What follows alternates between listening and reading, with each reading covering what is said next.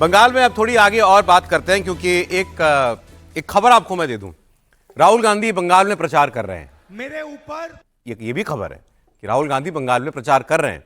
राहुल गांधी अब ममता बनर्जी पर खुलकर हमलावर हो गए हैं और उनकी कोशिश ये है कि ममता और मोदी को बराबर तोल दो। ये दोनों एक जैसे हैं, क्योंकि उनकी लड़ाई दोनों से है। ममता जी का लेकिन कभी कभी साथ भी लेना पड़ता है, लेकिन क्या करें, बंगाल में पार्टी ने कहा साहब हम भी हैं यहाँ पे, चुनाव तो लड़ना पड़ेगा।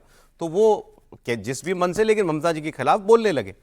फिर राहुल गांधी ने कहा कि मैं मोदी से लड़ता हूं, इसीलिए मेरे खिलाफ कितने 32 या 36 उन्होंने केस बताया कि इतने केस चल रहे हैं मेरे खिलाफ। फिर उन्होंने कहा मैं बेल पे हूं, ऐसे ही बोले, मैं बेल पे हूं, बेल लेके आया हूं आपके पास बात करने के लिए, क्योंकि मेरे ऊपर इतने केस हैं। ममता जी के ऊपर कोई मुकदमा है क्या? ममता जी की कोई पूछताछ हुई? मुझसे ईडी ने 55 घंटे पूछताछ की। ममता जी से कभी किसी केस के सिलसिले में किसी एजेंसी ने पूछताछ की? उनके ऊपर कितने मुकदमे हैं? बीजेपी ममता बनर्जी के करप्शन पर कभी कोई काम क्यों नहीं करती? और उन्होंने कहा ममता जी का शासन करप्ट है, ममता सरकार करप्ट है, तो बीजेपी इन पर कोई कार्रवाई क्यों नहीं करती? मेरे पीछे क्यों पड़ी है? देखिए, मेरे ऊपर 36 केस हैं। क्यों? क्योंकि मैं नरेंद्र मोदी से, आरएसएस से 24 घंटे लड़ता रहता हूं। आज मैं यहां आया हूं, मैं बेल पर हूं, मैं बेल में हूं और मैं आया हूं। नरेंद्र मोदी ने मेरा सरकारी घर ले लिया, मेरी लोकसभा की मेंबरशिप रद्द कर दी थी और ईडी ने 55 घंटे मेरा इंटेरोगेशन किया। ममता जी का कभी इंटेरोगेशन नहीं किया, ममता जी का घर नहीं छीना, ममता जी पर आक्रमण नहीं करते। क्यों? क्योंकि वो जानते हैं कि असली लड़ाई तृणमूल से नहीं है, असली लड़ाई कांग्रेस पार्टी से है, खारगे जी से है, राहुल गांधी से है, प्रियंका गांधी से है, कांग्रेस पार्टी के नेताओं से।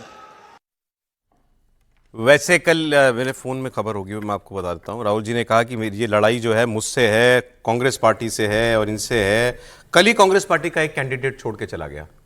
कैंडिडेट जो चुनाव लड़ रहा था, वो कैंडिडेट छोड़ के चला गया, उसने दूसरी पार्टी ज्वाइन कर ली। ये तो हालत है उस प्रदेश में जहां वो कह रहे हैं कि सीधी लड़ाई जो है वो मेरे साथ होनी चाहिए।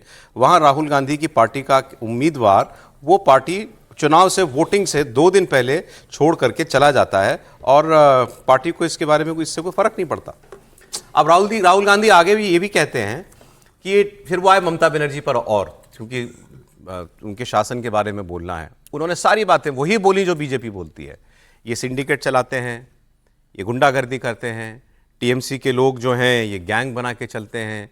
अगर आपको कोई भी काम कराना है तो आपको टीएमसी वाले से बात करनी पड़ेगी। सेम चार्जेस एग्जैक्टली जो बीजेपी वहां पर आरोप लगाती है। बंगाल में किसी को रोजगार चाहिए तो फिर कोई ना कोई रिश्तेदारी टीएमसी में होनी पड़ेगी, नहीं तो नहीं मिलने वाला।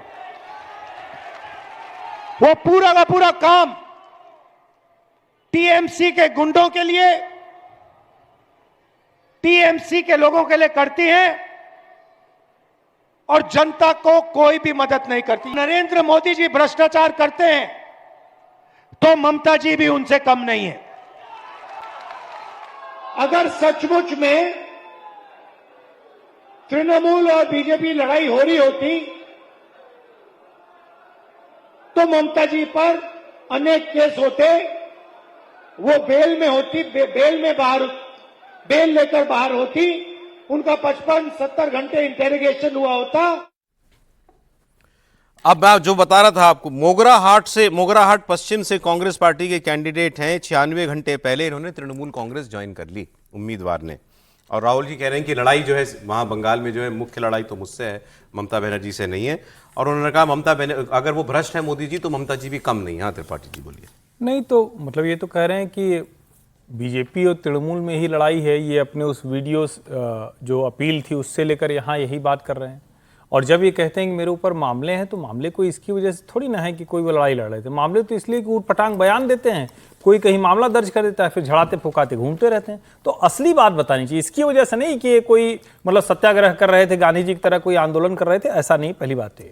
दूसरा, जब आप इस तरह की बातचीत करते हैं तो हमेशा मोमेंटम के साथ जाता है। मैं एक उदाहरण आपको बताता हूं।